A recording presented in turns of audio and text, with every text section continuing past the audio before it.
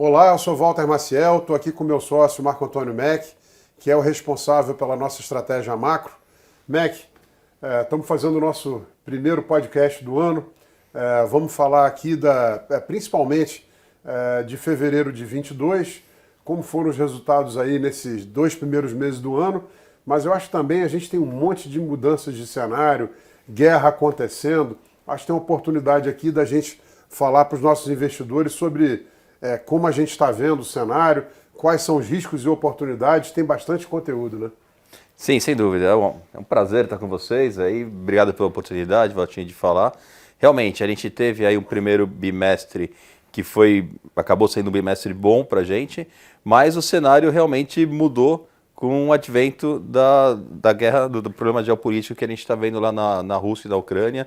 Isso sempre traz bastante volatilidade para o mercado, principalmente na seara das commodities. Isso influencia bastante os mercados brasileiros aqui e a gente está vendo isso acontecer nesse momento. Pois é, interessante que a gente viu a indústria macro tendo muita dificuldade nesse começo do ano, porque já foi pré-guerra um cenário bem complicado, mas os nossos fundos foram muito bem, né? Até contando para você, parceiro, investidor, a gente tem na grade macro 3 fundos que têm orçamentos de risco que vão crescendo, né, progressivamente, são parametrizados, né?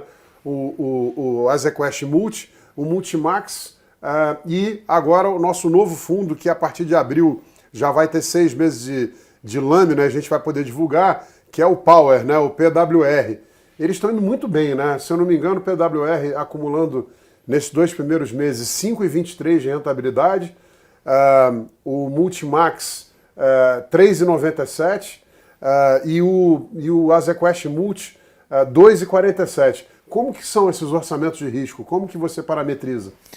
Bom, a parametrização que a gente faz normalmente é em termos de volatilidade.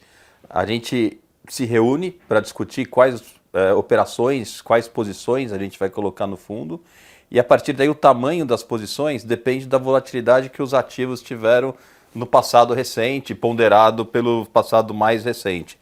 E a gente tem que estimar qual vai ser a volatilidade do fundo. Então a gente tenta parametrizar o multi, que é o de volatilidade mais baixa, para ter uma vol de 5. E a partir daí os outros 2 fundos vêm automaticamente. Se ele tem 5, nós vamos colocar o dobro de posição no Max, vai ter 10 de vol, e o triplo de posição no PWR, ele deveria ter 15 de vol. Isso chama a atenção de vocês, né, que o PWR acaba tendo uma pegada mais de hedge fund, quer dizer, um fundo que vai ter aí condição de trazer um retorno bem grande sobre o benchmark ao longo do tempo, né?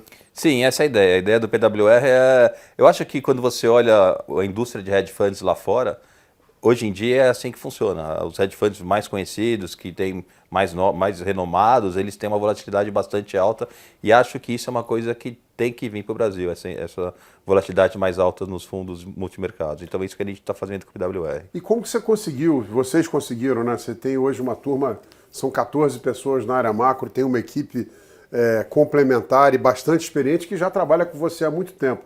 Como que vocês conseguiram gerar esse resultado nesses 2 primeiros meses tão difíceis do ano? O resultado no PWR, quase 350 do CDI, um pouco mais do que isso, na verdade, 260 no Multimax. O que vocês enxergaram? Como vocês conseguiram gerar esse resultado?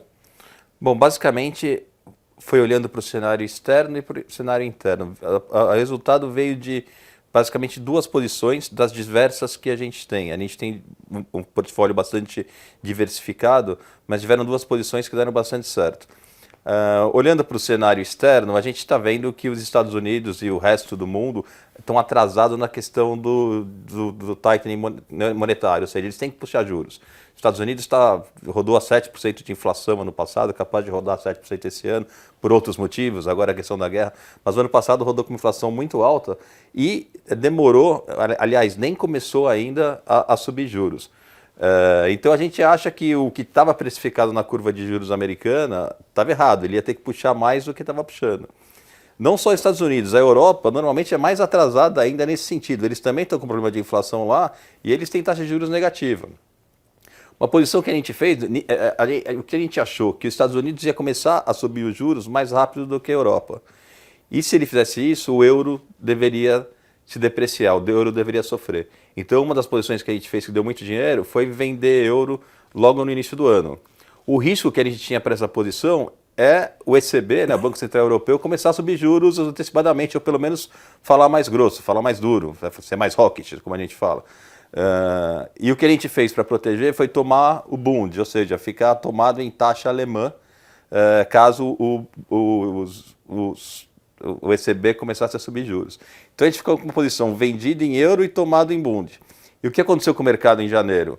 O euro despencou e o Bund não saiu do lugar. Então foi uma posição relativa que deu muito certo lá fora. Quer dizer, foi um hedge super eficiente. Um hedge super eficiente. Botou um hedge que custou zero. Custou zero. Mas isso. te protegeria se você tivesse errado. Que aconteceu em fevereiro. Em que fevereiro, é a alma, né? É a alma da gestão, né? Exatamente. E em fevereiro, o que aconteceu? Teve uma reunião do ECB onde eles foram realmente mais hawkish. E o euro voltou a subir tudo. Só que o Bund subiu junto. Então tudo que a gente ganhou em janeiro, a gente não perdeu em fevereiro porque o hedge protegeu. Então foi muito boa essa posição, a gente tinha uma posição relativamente grande disso e a gente acabou ganhando dinheiro. Outra posição que deu muito dinheiro foi o câmbio, o dólar real. A gente sempre teve desde o final do ano passado, a gente estava com essa cabeça de que o Banco Central brasileiro, ele foi um dos primeiros bancos centrais a começar a fazer o ajuste de juros, fez de uma maneira bastante intempestiva. Pode-se dizer que não, mas na verdade ele subiu juros de 100 pontos, várias de 150, ele subiu de uma maneira rápida. É que o juros estava em 2, então demorou para chegar em 12, mas ele subiu a passos largos, eu quero dizer. Foi muito agressivo. Foi agressivo, exato. Isso fez com que o juros real no Brasil ficasse bastante alto em relação ao resto do mundo. A gente tem um dos maiores juros reais do mundo. E o que a gente achava é que com o Fed subindo juros, o que vai acontecer em algum momento, agora com a guerra mudou um pouco, ainda vai subir, mas com o Fed subindo juros, normalmente quando isso acontece, o fluxo de dinheiro vai para os Estados Unidos para pegar juros maiores nos Estados Unidos. Mas a gente não estava acreditando nisso dessa vez. Por quê? Porque durante a pandemia, quando o Fed colocou os juros a zero, o dinheiro do mundo foi para lá, para setores de tecnologia, para a Nasdaq, para a S&P, para capturar essa alta de bolsas. Quando eles começaram a subir juros, o que a gente acreditou que ia acontecer é que o dinheiro ia sair dos Estados Unidos para voltar para outros lugares. Não dá para o dinheiro migrar sempre para um lugar. Quando eles baixam os juros, vai para lá. Quando sobe os juros, vai para lá. A gente não acreditava nisso. A gente Até porque a bolsa lá está no maior múltiplo de todos os tempos. Exatamente. Né? Então o que a gente fez? A gente vendeu a bolsa lá, a gente ficou vendido em Nasdaq e S&P, porque a gente achava que o Fed ia subir juros, a gente ficou vendido lá. E a gente ficou vendido em dólar aqui, porque assim que eles começassem a subir juros lá, eu achava que ia acontecer duas coisas. Primeiro, o fluxo ia voltar um pouco para emergente. E segundo, que o esforço que o Banco Central fez para subir juros, para controlar a inflação no Brasil, não é suficiente para controlar a inflação de energia, por exemplo, de petróleo ou de industrializados. O Banco Central não consegue lutar contra isso. Mas se todos os bancos do mundo começam a subir juros, algum efeito tem sobre esse setor. E se tem efeito sobre esse setor, a inflação aqui no Brasil deveria cair ainda mais e nosso juros real ficar ainda maior. Porque você vai desaquecer a economia global e você começa a ter a economia global desinflacionando também para o Brasil, né? Isso ajudaria a inflação no Brasil. E com a gente com juros altos e com inflação mais baixa, o juros real ficaria ainda maior, o que é excelente para o câmbio. Então a gente fez uma posição vendida em câmbio. A gente sabe que é um ano eleitoral e isso é bastante arriscado. Como hedge, a gente vendeu bolsa junto. Então a gente ficou vendendo em câmbio e bolsa.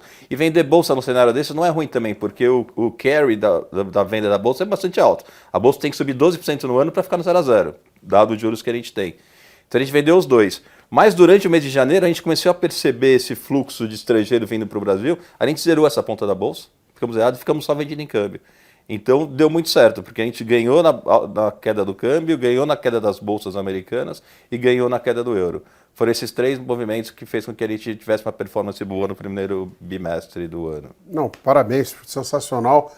Agora eu acho que a gente deveria aproveitar o resto do tempo que a gente tem para conversar um pouco aí mostrar um pouco para os nossos investidores como é que a gente está vendo o mundo, porque o Putin resolveu invadir a Ucrânia, né? Sim. Como é que isso, na tua cabeça, muda o cenário? Que riscos e oportunidades a gente tem? E o que a gente está fazendo para continuar trazendo rentabilidade nessa nova configuração?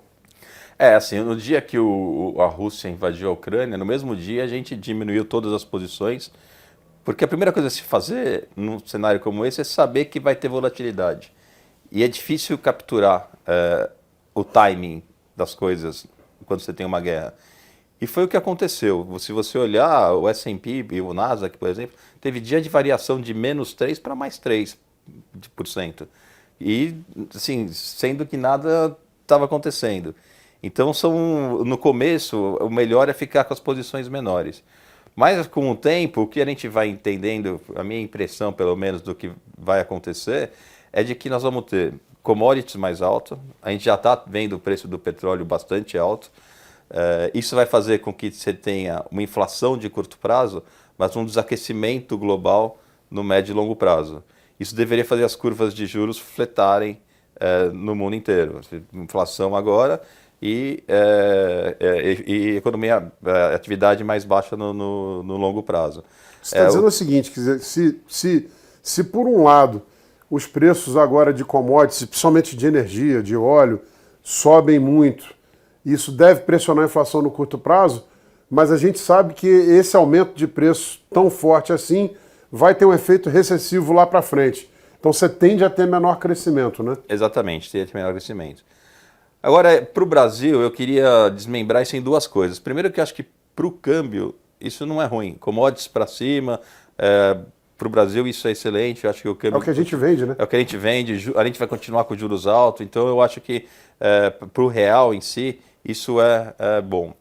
Agora, um problema que a gente está vendo no Brasil e que acho que a gente tem que discutir é a questão fiscal. Porque com a alta do preço do petróleo, a grande discussão que se está tendo nesse momento é o preço da gasolina. Ontem mesmo a gente viu a Petrobras subindo o preço da gasolina para os postos em 18%. E talvez o governo saia com alguma reação. Para acontecer isso que você está falando, de ter um desaquecimento lá na frente, você não pode fazer com que a demanda pela gasolina continue igual. A demanda tem que cair. Se a demanda não cair, não tem como o preço cair, não tem como a gente... E se o governo mantém um preço estável, a demanda não cai. Você mantém um preço artificial... Você dá um incentivo ao sujeito comprar um bem que está mais escasso e por isso diz que está mais alto. Assim, na minha opinião, o que ele está fazendo, o que ele está querendo fazer, não sei se ele vai fazer isso ou não, o governo, não quero falar antes, mas manter o preço congelado é dar um subsídio para mim, para você, para as pessoas que talvez poderiam pagar R$ 8,00 ou R$ 9,00 o preço da gasolina se quisessem. Isso é ruim, eu não preciso desse subsídio, quem precisa são as pessoas que realmente não têm renda. Então é muito melhor, na minha opinião, você pegar os royalties ou pegar os dividendos que o governo recebe da Petrobras e fazer um programa social, do que você simplesmente congelar o preço e fazer um programa social para quem não precisa. Até porque é muito mais regressivo, né? É muito mais regressivo, você tem que desaquecer a demanda. Você não pode deixar a demanda continuar igual. Quando o preço sobe, a demanda tem que diminuir realmente. E olhando para esse quadro, o que você acha que... O que vocês estão fazendo? O que os fundos hoje têm de posição? Então, no mercado local, a gente tem o câmbio vendido ainda, que a gente gosta. Bolsa a gente está zerado, porque a gente acha que o fluxo do primeiro bimestre foi bastante expressivo para a Bolsa. A gente não quer ficar na frente. Mesmo achando que eleições pode trazer algum tipo de volatilidade. E nos juros é a posição que a gente mais tem, porque o mercado colocou aí um risco fiscal dessa questão da gasolina que a gente acha que não vai acontecer. A gente acha que ontem foi um sinal de que o governo está alinhado com a Petro. Alguma coisa vai vir, mas não vai vir nada que atrapalhe muito a questão fiscal esse ano. É isso que a gente acha. Afinal de contas, a reunião que a gente viu acontecendo aí foi com o Roberto Campos, com o Paulo Guedes e com o Ciro Nogueira. Então, acho que dali deve sair alguma coisa que não seja tão ruim para o fiscal. E eu acho que a gente não precisa de juros muito mais altos para combater essa inflação que teoricamente é temporária. Essa teoricamente é temporária, essa da energia, porque quando a guerra arrefecer, o preço de energia acaba voltando, principalmente do petróleo. O que a gente precisa, eu acho, é que os juros fiquem altos por mais tempo, para a gente combater os efeitos secundários, e não que ele tenha um pico de juros agora. Então eu acho que o Banco Central pode continuar com o pace, com o que ele queria fazer, que é botar os juros ali a 12, 12,5, só que deixar mais tempo para você ancorar as expectativas mais para frente e não dar um choque de juros agora. Então a gente acredita, ainda mais com o câmbio abaixo de 5, que é o que está hoje. O câmbio hoje já está abaixo de 5. Então, nesse cenário, eu acho que os juros, que em alguns pontos da curva está projetando 13,70, eu acho que é um cavalo bom para estar. Até porque tudo que a gente importa está ficando mais barato, né? Exatamente. É isso aí. Com o câmbio mais para baixo, tudo que a gente pode ficando mais barato.